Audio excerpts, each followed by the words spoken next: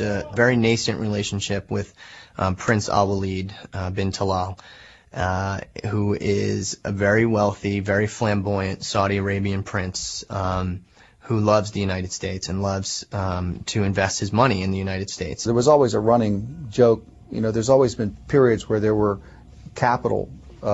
excess capital, and people would try to figure out how to access that. For a while it was the Japanese, and it's always been the Kuwaitis and so forth. And now it was the Saudis. And that was the Saudis, and people would say, let's try to find a prince to do something. I mean, it was the kind of thing you just said. It was humorous, and no one really... So I remember when I got a call from Dick Paulson saying, we have a prince we want you to talk to, I said, right, what else do you want me to do? What are you trying to do here? Do you want me taking a lunch? I mean, what is it you really want? He said, no, you got to take this seriously. So I said, all right, okay. Because everybody had heard these stories for years. Prince Al-Walid is the grandson of the founder of the kingdom. It's Prince Al-Walid bin Talal, and Prince Talal, his father, had actually spent a fair amount of time around Washington. In fact, owned a major estate in Washington at one point in time. At the time, this was in the early 90s, Citigroup, which is America's largest bank, was faltering. It was in serious trouble. It was in danger of declaring bankruptcy. And Steve was able to put together a deal between the prince and Citigroup in which the prince invested $590 million into Citicorp. And an investment like this was enough to save the bank, and it was a big deal. It was the biggest deal that Carlyle had ever made. But then through the prince, you got also in contact with the other yes, people through the profile and then, as I said, we'd hired this gentleman, Basil Rahim, to introduce us, and so we went to meet with a number of Saudi families. And in fact, as you know, one of the families that was introduced to Carlyle and to me in those days was the Bin Laden family. The reason that all of this was able to happen is that the United States had just completed the Gulf War in, I think, 1991, and the Saudi monarchy was eternally grateful for what the United States had done. It had restabilized the Middle East. The big spur was the Gulf War, and people seeing, Bush Sr. and James Baker as the heroes of the Gulf War. The bargain that was struck basically gave the United States preferred access to Saudi energy in return for protection against foreign foes. And when the requirement arose in 1990, the United States kept its end of the bargain, stepped forward and helped to defend the kingdom and then liberate Kuwait. And the result was that there was an enormous outburst of good feeling in both countries.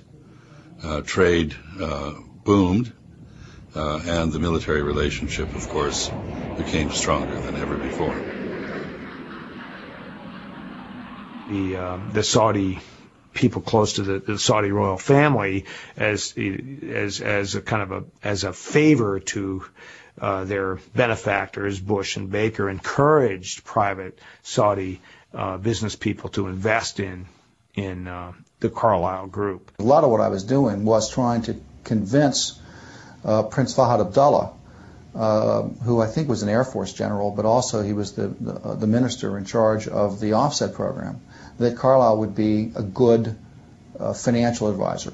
Carlyle managed this program for Saudi Arabia, which essentially was a program that encouraged investment from foreign countries into the kingdom, but the money that was made from those investments had to be reinvested. Some percentage of it had to be reinvested in the kingdom.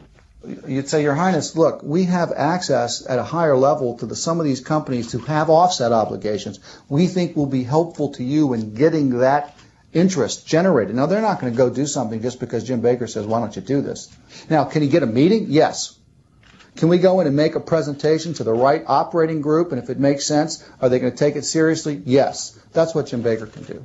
So Carlyle was managing this program, which made them, in some ways, a gatekeeper to the investment community in Saudi Arabia. I mean, they knew where the money was coming from and where it was going to.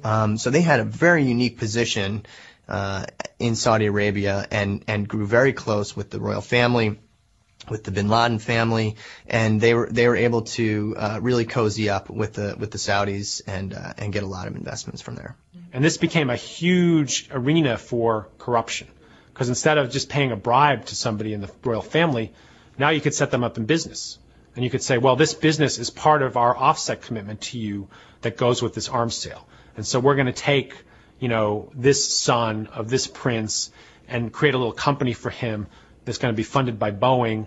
But all Boeing's doing is recycling the money out of the arms deals. They get $9 billion, they kick some of it back. So Carlyle, I think, was brought in to try to put some legitimacy on this process. That was the foot in the door into Saudi Arabia. From there, they were able to expand their business in the kingdom through, they bought a company called Venel. The Venel Corporation is sensitive. It took the company 5 years to win the contract with the Saudis, and the negative interest displayed by some in Congress and the media has made the company men less than enthusiastic about talking about the Saudi agreement.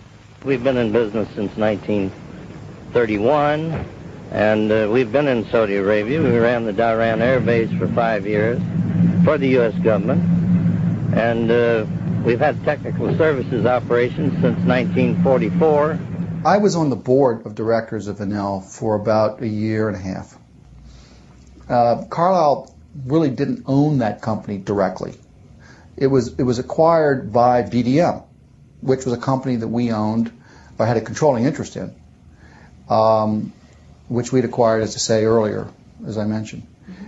And Venel, from what I could see as a director, and they say I was a director of this company for a year and a half, was simply in the business of providing advice and training to the Saudi National Guard. These are Saudi Arabian recruits at the United States Naval Training Center in San Diego. Classes are conducted in English, but when the men drill, the commands are strictly in Arabic, and the marching style is British. The Saudi National Guard's main purpose is to defend the Saudi monarchy against internal threats. So this wasn't the case of a U.S. company helping them protect themselves from Iran or another country. It was if there is a challenge to Saudi rule from the Saudi people, this U.S. company is going to help the Saudi National Guard put down that rebellion.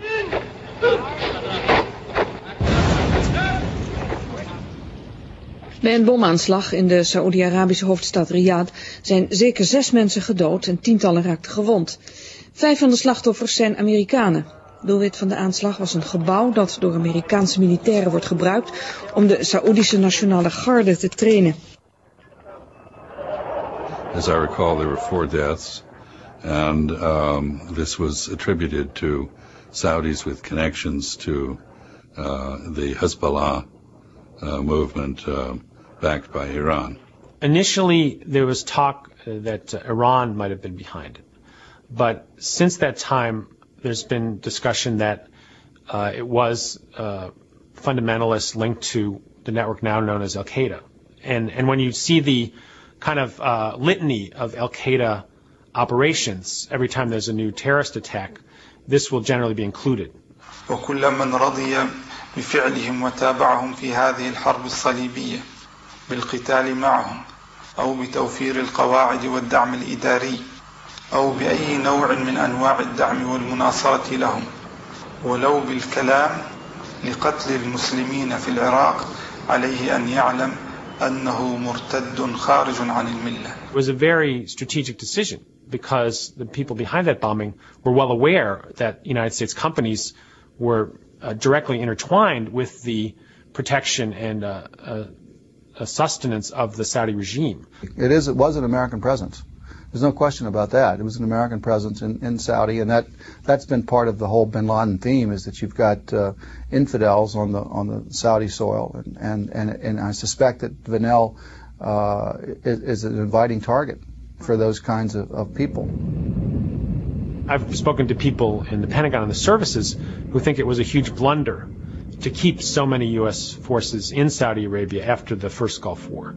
That was just a provocation, that was just giving Osama Bin Laden kind of a big billboard to use to recruit people, to say, see, the U.S. presence is not even hidden anymore. They don't even have the biggest country involved in terrorism is Saudi Arabia. They finance it.